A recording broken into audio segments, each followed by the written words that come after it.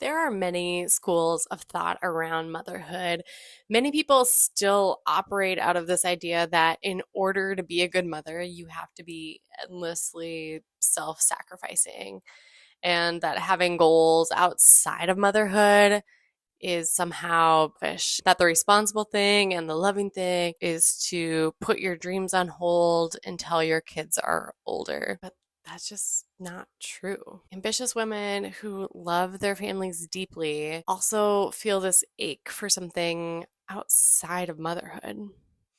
And the lie that we've been told is that those two things can't exist at the same time, that you either have to be a devoted mother or you can pursue your own goals and be ambitious. Like you have to choose or something. And I'm here today to tell you that's not true.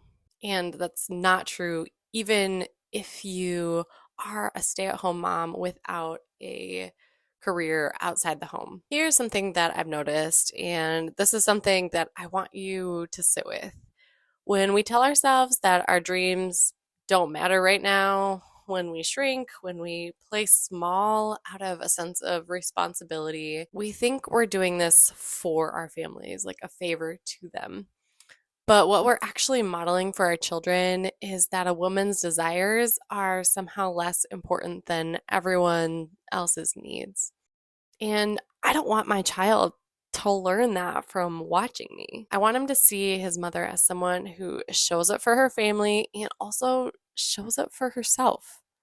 Someone who has dreams and pursues them, not recklessly, not at anyone else's expense, but faithfully and in the season that I'm actually in, that I don't have to abandon myself or motherhood in order to take care of myself and pursue the things that I want to pursue. This is a more powerful lesson than anything that I could ever say to him. So, how do you actually do this? How do you pursue something meaningful? So, here's the shift. You stop redeciding every single day whether you deserve to pursue this. You make the decision once and then you just show up and do the thing. And this is what I call owning the decision. It's a practice, it's not a destination. Because the guilty feeling doesn't necessarily go away overnight. The fear that you're being selfish doesn't always evaporate right away. But when you stop reigniting the decision every day and instead just take your next small step, something shifts. You realize your family is okay and you started to accumulate proof that you showed up for your goal and your family, proof that your dream doesn't have to be a threat to the life that you're building, proof that you're a woman who can be trusted with her own desires. So each check mark on your tracker and each action step that you follow through on, that is the proof. And that proof becomes the foundation of a confidence that you can't fake and you can't buy. The goal here is integration, integrating your goals into your daily life.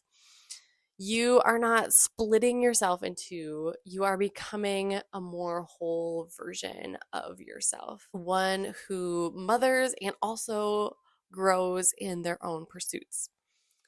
So that natural rhythm of leaning in, then leaning back, and showing up in pockets of time, and then letting things rest. That's the integration in practice. It doesn't have to be perfect. This is a sustainable way to go about pursuing your goals. You are allowed to want something for yourself, and you are allowed to pursue it. Not someday, not when things settle down, but right now in this season, in the pockets of time that you actually have. If you want to learn more about these things, watch the previous two videos in this playlist. And you don't have to choose between your dreams and your family. You just need a plan that honors both. This is the exact place where the season clarity guide becomes so powerful.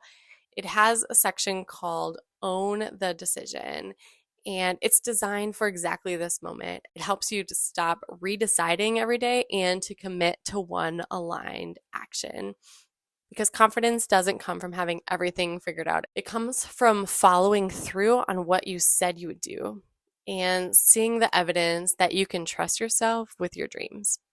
The season clarity guide is in the description. If you've been not showing up out of guilt or responsibility, this is the tool that will help you move forward without abandoning the people that you love. And I want to leave you with this.